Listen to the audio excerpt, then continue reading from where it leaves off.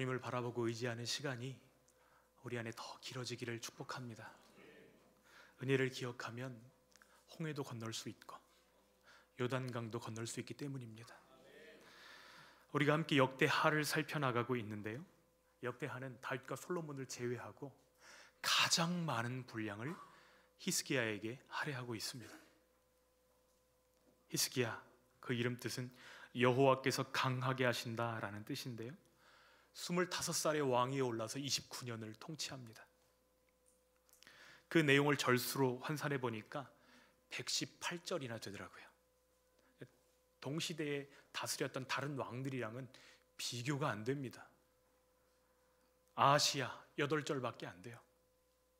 여호아하스 4절밖에 안 됩니다. 여호야김 4절밖에 안 돼요. 여호야긴 2절밖에 안 됩니다. 그런데 성경은 히스기야를 이야기할 때 118절을 할애해서 그의 통치 기사를 다루고 있습니다. 무슨 뜻이죠? 역대기 기자가 지금 하고 싶은 이야기가 히스기야의 삶을 통해서 가장 잘 구현되고 있다는 것입니다. 역대기는 바벨론 포로에서 돌아온 백성들에게 하나님의 택하신 민족으로서의 정체성을 바로 세우고 그들에게 희망과 에너지를 주기 위해 쓰여진 책이라고 말씀드린 적이 있습니다. 그래서 어떻게 하면 무너진 자리에서 다시 일으켜 세울 수 있을 것인가, 무엇이 우리를 다시 세우는 힘인가, 여기에 초점이 있는 것이죠. 하나님과의 관계가 비밀이다, 이것이 역대기의 핵심 뼈대인 것입니다. 그래서 오늘 본문은 종교개혁가로서 히스기야에게 관심을 집중합니다. 이스라엘 역사상 히스기야처럼 열정적이고 끝까지 하나님의 일에, 하나님을 사랑하고 하나님을 사랑하게 하는 일에 자신의 삶을 바친 왕이 없었기 때문이죠. 히스기야는 성전을 정화하고 예배를 바로 세우고 절기를 회복하는 사역에 집중합니다. 그 중에서도 30장은 절기에 관련된 부분을 다루고 있어요. 유대 절기는 구약시대 하나님께서 이스라엘 백성들에게 명령하신 중요한 기념일들입니다.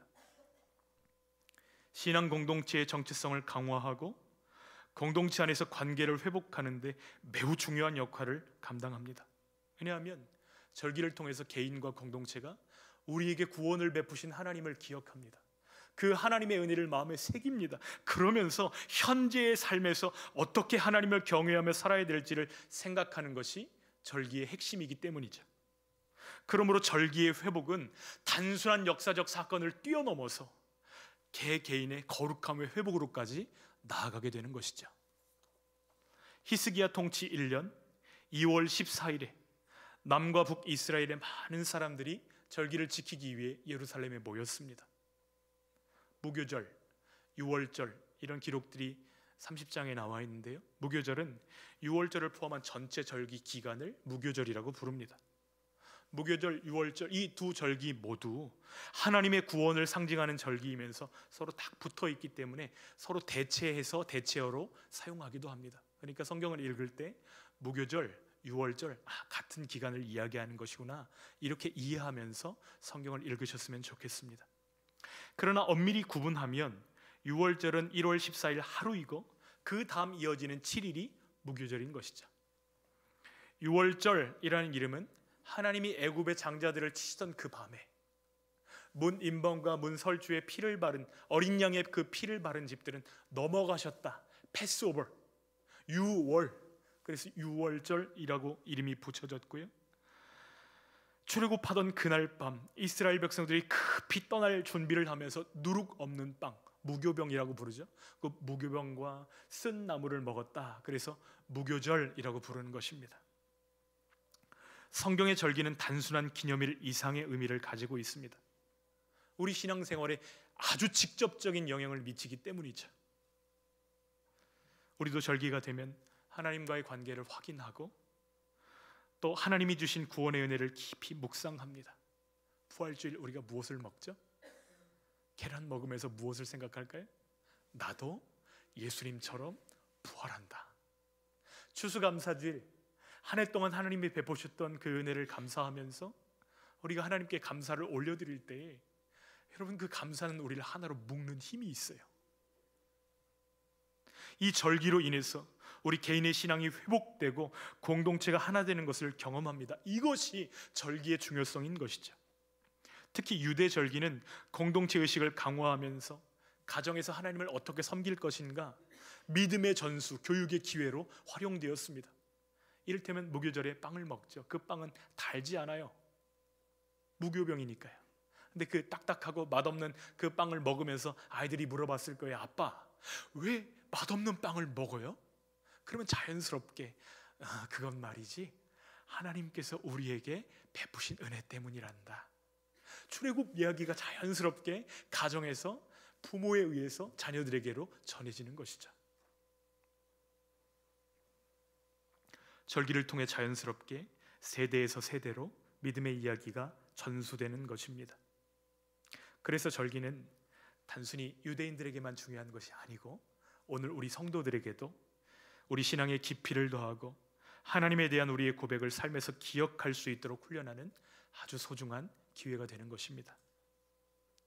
성전, 예배, 절기를 회복하는 일에 지금 히스기야가 스포트라이트를 받고 있지만 개혁과 변화는 홀로 이룰 수 있는 것이 아닙니다.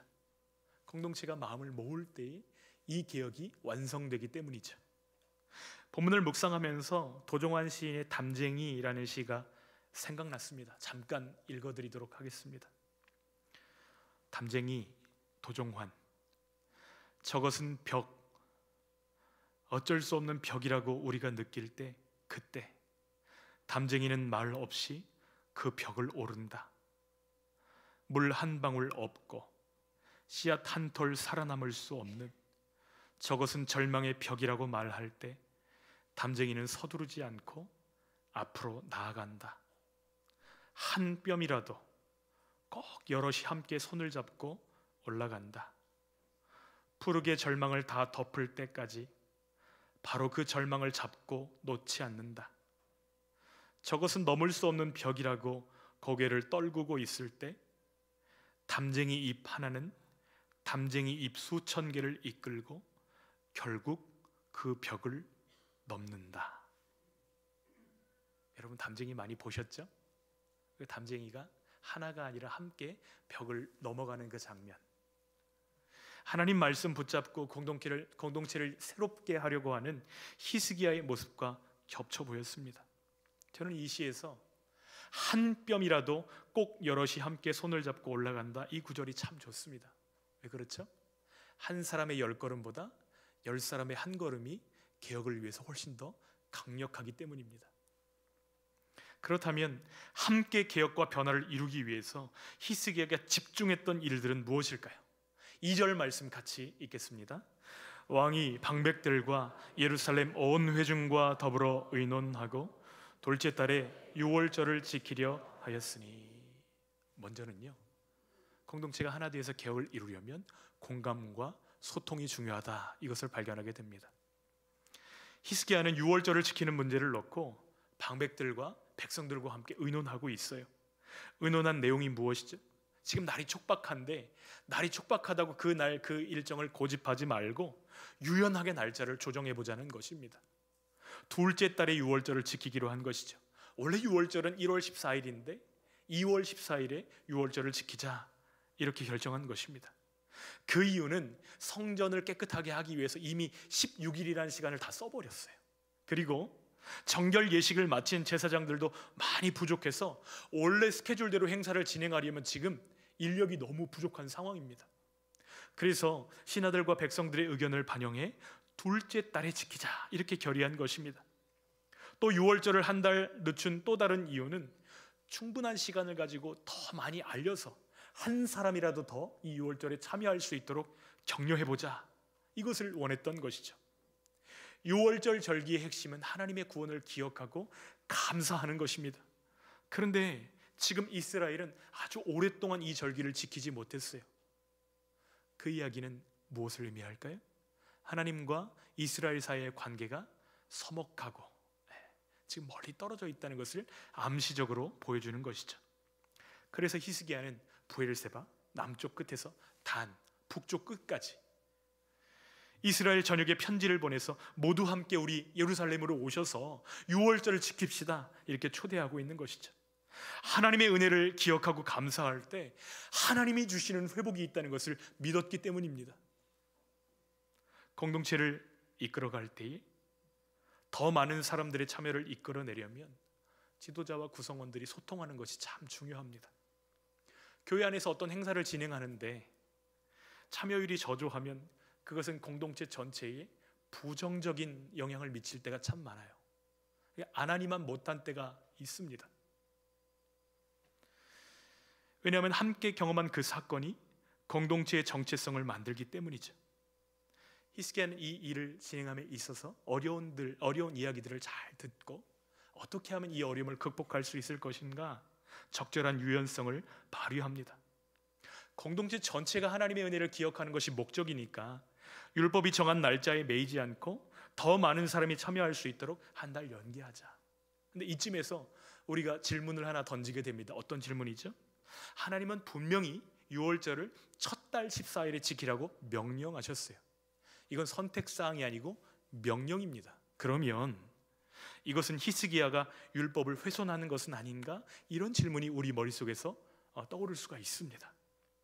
그런데 민수기 9장 6절로 14절 말씀을 보면 사람이 시체로 말미암아서 그 몸이 부정하게 되었을 때 유월절을 지킬 수가 없잖아요. 사람의 시체를 만지면 부정하니까 하나님께 나아 예배할 수 없다. 이것이 율법인데 그 사람들이 모세와 아론에게 나와서 묻습니다. 저희가 만약 이러한 일을 당했다고 한다면 우리는 어떻게 유월절 지켜야 되죠? 그때 그 질문을 가지고 모세와 아론이 하나님께 나아가 질문할 때에 하나님께서 답을 주십니다. 우리 9절, 10절, 11절, 12절 말씀 천천히 한번 읽어보겠습니다. 여호와께서 모세에게 말씀하여 이르시되 이스라엘 자손에게 말하여 이르라.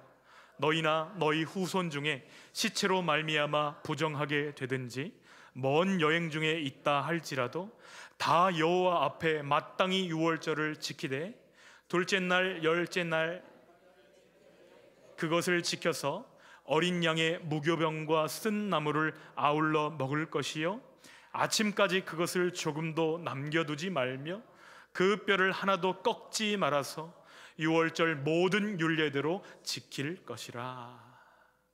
그러니까 지금 히스기야는 임의로 절기를 옮긴 것이 아니라 민수기 9장의 말씀을 근거로 아주 중요한 결단을 내렸다는 것을 우리는 발견하게 됩니다. 한 가지 중요한 사실은 히스기야가 유다 사람들 뿐만 아니라 지금 망해버린 북쪽에 있는 생존한 동포들을 향해서 와서 우리 함께 합시다, 우리 같이 합시다, 그들을 잔치에 초청했다는 사실이죠. 히스기야는 남유다의 왕이었지만 북쪽 이스라엘까지 다 품기 위해서 애썼고 이런 의지가 모든 사람들에게 공감을 불러일으켰던 것입니다. 공동체가 함께 하나님이 기뻐하시는 변화를 경험하려면 진정성 있는 설득이 필요합니다. 히스기야가 온 이스라엘과 함께 유월절을 지키자 공포할 때 일방적인 명령으로 한 것이 아니에요. 친필 편지를 다 적었습니다. 그래서 가장 북쪽에 있는 에브라임과 므낫세와 스불론 지파까지 다 이 편지를 보내서 전달합니다. 그 내용이 무엇이죠? 우리 8절, 9절 말씀 같이 읽겠습니다. 그런즉 너희 조상들 같이 목을 곧게 하지 말고 여호와께 돌아와 영원히 거룩하게 하신 전에 들어가서 너희 하나님 여호와를 섬겨 그의 진노가 너희에게서 떠나게 하라. 너희가 만일 여호와께 돌아오면 너희 형제들과 너희 자녀가 사로잡은 자들에게서 자비를 입어 다시 이 땅으로 돌아오리라. 너희 하나님 여호와는 은혜로우시고 자비하신지라. 너희가 그에게로 돌아오면 그의 얼굴을 너희에게서 돌이키지 아니하시리라. 아멘. 지금 6절부터 9절 말씀에 보면 히브리어 슈브라는 동사를 굉장히 여러 번 반복하고 있습니다. 무슨 뜻이죠? 돌아오다. 지금 비록 힘들고 어렵지만 여호와께 돌아오면, 너희가 여호와를 버렸기 때문에 지금 이 어려움을 당하고 있는데 여호와께 돌아오기만 한다면 지금의 어려움을 극복할 힘도 주시고 우리를 일으켜 주시고 은혜롭고 자비하신 하나님께서 우리의 예배를 회복시키시며 우리를 회복시키신다. 이 내용을 지금 친필 편지로 써서 보내고 있는 것이에요. 주님이 우리 예배 가운데도 동일한 은혜 주시기를 소원합니다. 하나님께로 돌아올 때 궁핍한 삶이 힘을 얻고 활력을 누리며 풍요롭게 하시기를 축복합니다. 이번에 북쪽에 남아있는 그 사람들이 남쪽 예루살렘으로 와서 함께 유월절 예배를 드리게 된다면 유다와 이스라엘이 분열된 이후에 처음으로 함께 드리는 유월절이 되는 것이죠. 첫 번째, 굉장히 중요한 의미를 가지죠. 그래서 히스기야는 이 절기를 위해 철저하게 준비하였습니다. 남쪽의 두 지파만 유월절 지킬 때랑은 차원이 달라요. 위에 10지파를 끌어안으려면 벌써 준비해야 되는 양이 다릅니다. 이 일들을 성심을 다해서 준비하고 백성들도 기쁨으로 이 일에 참여했지만, 그러나 히스기야가 그 각 성읍에 이 일에 함께하자고 협조를 요청할 때 모든 사람이 다 그걸 좋게 받아들인 것이 아닙니다. 10절에 보니까 그들을 조롱하며 비웃었다 이렇게 기록합니다. 선한 마음으로 이 일을 시작했는데 돌아오는 것이 냉소와 조롱과 비난일 때 우리는 그 일을 그만하고 싶은 마음이 많이 들잖아요. 그럼에도 불구하고 하나님이 기뻐하시는 변화와 개혁을 완수하기 위해 용기를 내는 모습을 발견하게 됩니다. 우리는 언제 이 용기를 얻죠? 하나님이 내 삶에 행하신 일들을 기억할 때입니다. 지금까지 지내온 것 주의 크신 은혜라. 한이 없는 주의 사랑 어찌 이루 말하랴. 자나깨나 주의 손이 항상 살펴주시고 모든 일을 주 안에서 형통하게 하시네. 여러분, 이것을 기억하면 내 앞으로 되어질 일도 하나님 손에 있다는 것을 자연스럽게 고백할 수밖에 없는 것이죠. 출애굽할 때 시퍼렇게 우리 앞을 가로막고 있던 홍해가 갈라져 버리고, 무장한 상태로 우리를 쫓아와서 죽이려고 하던 그 애굽의 군사들이 물 가운데 수장돼 버리고, 광야에 접어들었는데 하늘에 구름이 떠올라 우리 위에 그늘을 만들어주고, 그 추운 밤에 불기둥이 우리를 데워줄 때, 매일매일의 만나가 우리를 먹여주었고 우리의 입은 옷과 신이 떨어지지 않을 때, 정말 우리가 이길 수 없을 거다 생각했던 그 나라들을 이기게 하시고 하나님이 약속하신 그 땅에 정말로 들어가게 하셨을 때, 그 일을 기억할 때 우리는 오늘 도우시는 하나님을 기대할 수 있고 새로운 용기를 공급받는 것입니다. 목요일에 우리 정 목사님과 함께 전도하러 나갔는데 중앙체육공원으로 나갔습니다. 국가축제를 준비하기 하루 전이어가지고 사람들이 굉장히 많더라고요. 사람들이 꽃을 보고 아름다운 것을 보니까 마음이 이렇게 너그러워져가지고 예수님 믿으세요 하면서 전도 주시는데 다 잘 받아요. 근데 그 중에서 유독 오렌지 색깔 옷을 입은 아주머니 한 분이 계셨어요. 귀걸이도 막 이렇게 큰 거. 그분이 이렇게 제가 전도지 물티슈를 드리는데 예수님 믿으세요 그랬더니 저를 쫙 보면서 이렇게 깔아보는 눈빛으로 저를 한번 스캔을 하시더니 예수 안 믿어요, 나는 나 믿습니다, 이렇게 얘기를 하는 거예요. 순간 불쌍한 마음이 들더라고요. 좋은 하루 보내세요, 그래도 이거 꼭 받아가세요, 그리고 물티슈 쥐어서 보내드리는데 참 안쓰러웠습니다. 아직도 나를 믿고 산다는 게 얼마나 연약한 것인지를 모르고 그렇게 살고 계시는구나. 그냥 그 사람만 볼 때는 제가 화가 났을지도 모르겠는데요, 하나님의 은혜를 생각해 보니까 제가 하나님 알게 된 것이 은혜구나 생각할 때 거절하는 사람 때문에 제가 전도를 멈췄을까요? 아니에요. 우리는 중앙체육공원을 열심히 걸으면서 계속해서 물티슈를 나눠주고 예수님을 전했습니다. 하나님을 바라보십시오. 주신 은혜를 기억하십시오. 순종을 위해서 새로운 용기를 부어주시고 하나님의 손이 그 위에 역사하실 것입니다. 서두르지 않고 절망의 벽을 오르는 담쟁이처럼 함께 그 벽을 뛰어넘어가는 저희들 되어지기를 소원합니다. 어떻게 해요? 하나님의 은혜를 기억하고 하나님께로 돌아올 때 받아주시고 인도하시고 보호하시고 축복하시는 은혜가 저와 여러분의 삶 가운데 가득하시기를 주님의 이름으로 축원합니다.